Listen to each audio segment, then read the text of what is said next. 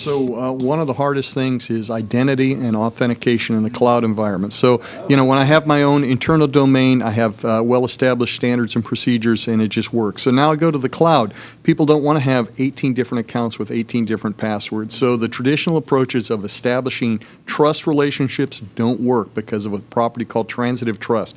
If I trust Kathy and Kathy trusts Jim, that means I trust Jim, and maybe I don't want to trust Jim. Yeah. So we got to avoid transitive trust, number one. And number two, other traditional approaches called single sign-on, where you logged into a server and it handed you back a token, are also prone to security vulnerabilities because those tokens get stolen and then you can be impersonated. So we have an initiative in the Department of Defense to do all our authentication with a cryptographic credential that's contained on our ID cards. Right. And then instead of establishing trust with our external cloud providers, we use something called authentication gateway services, where our users authenticate to a gateway, and that gateway securely then passes a credential to the cloud service.